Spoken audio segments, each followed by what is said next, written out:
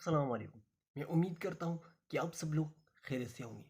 آج میں آپ لوگوں کے ساتھ اردو ادبی دنیا کا ایک بہت بڑا نام سعادت حسن منٹو کی حالاتی زندگی کو بیان کروں گا۔ اس کی پیدائش، اس کی گھریلو اور تعلیمی سلسلے سے لے کر موت تک کے حالات کو آپ لوگوں کے سامنے ایک مختصر سا اور جامع انداز میں پیش کرنے والا ہوں۔ تو آپ تمام لوگوں سے میری یہ گزارش ہے کہ ویڈیو کو آخر تک دیکھیں، اور اس کے ساتھ ساتھ اگر آپ ہمارے اس چینل پر نئے ہیں تو ہمارے اس چینل کو سبسکرائب بھی کریں تاکہ ہماری ہر آنے والی ویڈیو آپ لوگوں کو بر وقت مل سکے۔ تو چلو چلتے ہیں منٹو کی طرف۔ تو سب سے پہلے زیادہ تر لوگ ان کے نام بولنے میں غلطی کر جاتے ہیں۔ زیادہ تر لوگ سعادت حسن منٹو بولتے ہیں، جو منٹو بالکل بھی غلط ہے۔ منٹو تلفظ صحیح نہیں ہے، صحیح تلفظ منٹو ہے۔ جس طرح آپ لوگ انگریزی میں کہتے ہیں ٹو، یعنی ون ٹو، تو اسی طرح یہ منٹو ہے، منٹو۔ اوکے، انشاءاللہ آئندہ آپ یہ غلطی نہیں کریں گے، میں امید کرتا ہوں۔ ہاں، اب ہم بڑھتے ہیں ان کی پیدائش کی طرف۔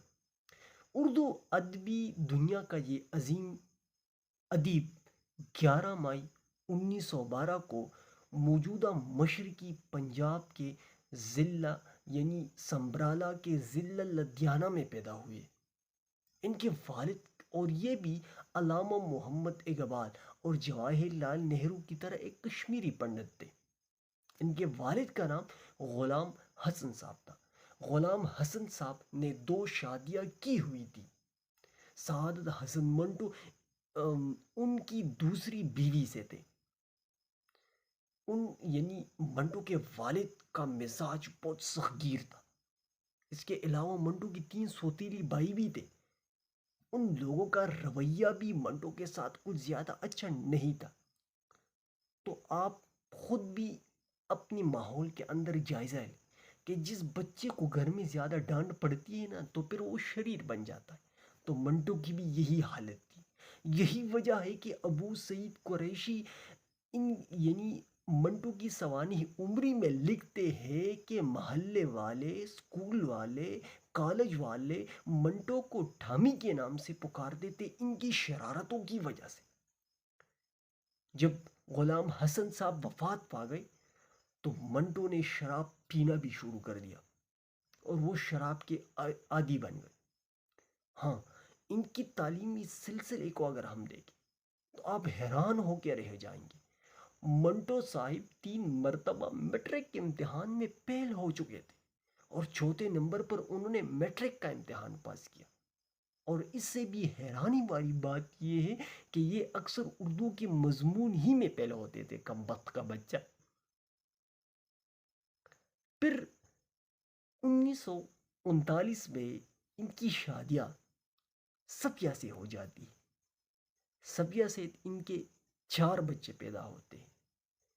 پہلا ان کا بیٹا تھا ان کا نام عمر تھا اور وہ بچپن ہی میں انتقال کر گئے تھے۔ اور ان کی جو 3 بیٹیاں تھیں، ایک کا نام نگہت ہے، دوسرے کا نام نصرت ہے اور تیسرے کا نام نزہت ہے۔ یہ ان کی 3 بیٹیاں تھیں۔ اردو ادبی دنیا کا یہ بڑا اور عظیم نام 1948 میں تقسیم ہند کے بعد پاکستان تشریف لے کے آئے اور پاکستان کے صوبہ پنجاب کے شہر لاہور میں مقیم رہے۔ چونکہ وہ شراب کا عادی بن گیا تھا تو ان کی حالت یعنی ان کی صحت بہت خراب ہو چکی تھی۔ تو ان کے گھر والوں نے ان کو ایک ذہنی شفا خانے میں بھی داخل کرایا، لیکن اس سے بھی ان کو کچھ زیادہ افاقہ نہ ہو سکا۔ تو شراب نوشی نے سب سے پہلے منٹو کی فن کو کھایا، پھر اس کے بعد منٹو کی جگر اور آخر میں اس کی زندگی کو کھا گر گئے۔ اور یہی وجہ تھی کہ 1955 میں یہ اردو ادب کا یہ چراغ اپنے خالق حقیقی سے جا ملا۔ میں امید کرتا ہوں کہ آپ لوگ کو میری یہ ویڈیو پسند آئی ہوگی۔ آج کے لیے ہی اتنا کافی۔ والسلام۔